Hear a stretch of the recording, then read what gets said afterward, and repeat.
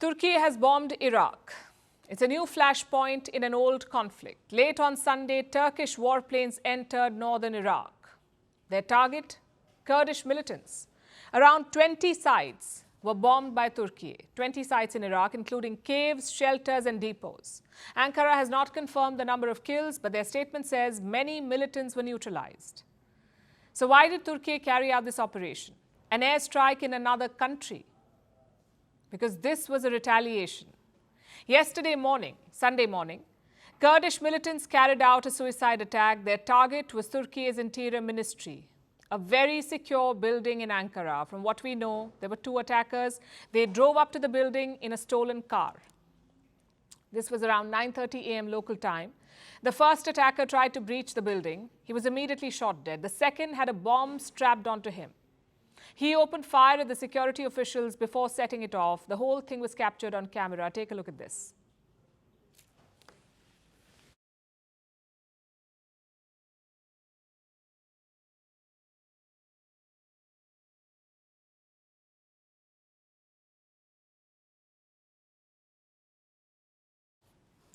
Two security officials were injured, but no deaths from the bombing. The only victim was the owner of the vehicle. The attackers killed him before stealing it.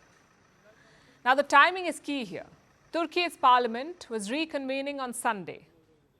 President Recep Tayyip Erdogan was supposed to address lawmakers. Sunday is a working day there. The address did go ahead, but the focus was mostly on the bombing. It was all part of the attackers' plan. But who were they? The PKK has claimed responsibility for this bombing. Who are the PKK? The Kurdistan Workers' Party. It was founded in the late 1970s. Its mission is to create a separate country called Kurdistan. Now, some context here. The Kurds are an ethnic group in West Asia, like the Arabs and the Persians.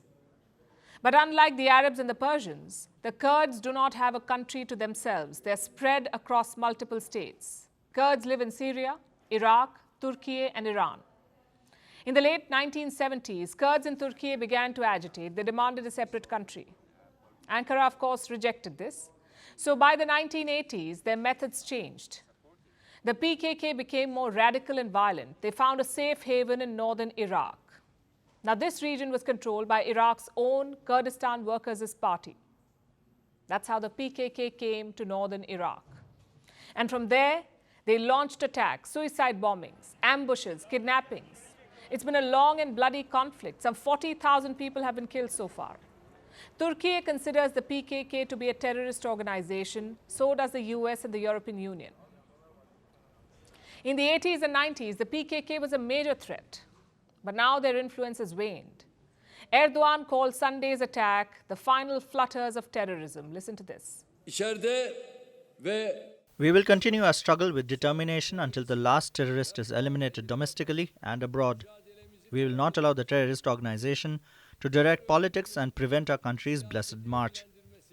The attack this morning, where two villains were neutralized as a result of the timely intervention of our security units, is the final flutters of terrorism.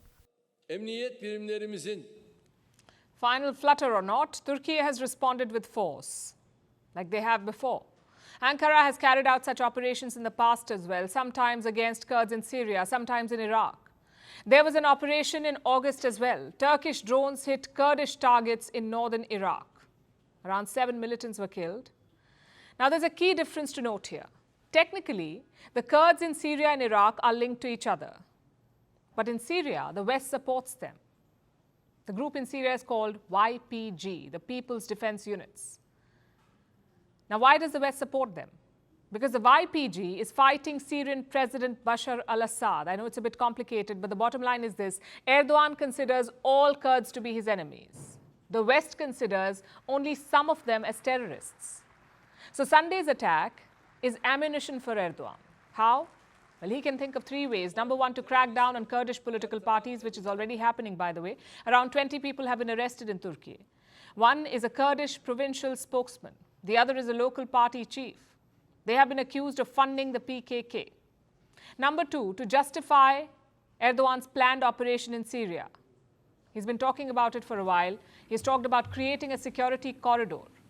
It would be 30 kilometers wide. It would also keep the Kurdish militants at bay. At least that's his assumption. But to do that, he needs to launch an operation inside Syria. He needs to drive Kurdish militants away from the border.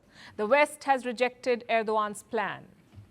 But on Sunday after the attack, he repeated it. Erdogan promised to push ahead with a corridor. And finally, number 3.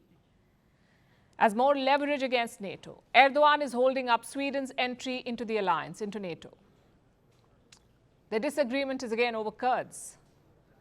Sweden has granted asylum to many of these Kurds. Erdogan says extradite them. And Sunday's attack supports his position more than Sweden's. After all, the capital of Turkey was targeted. The last time Ankara was attacked was in 2016. There were 5 attacks in a single year. So this latest bombing comes after a period of 8 years. Hence the quick response. There is no doubt that Kurdish terrorism has bled Turkey. It has killed innocent civilians and Turkish security personnel. Erdogan may have inflated the threat, but the point is, it is a real threat. It could lead to a widespread crackdown on Kurdish people, both inside and outside Turkey.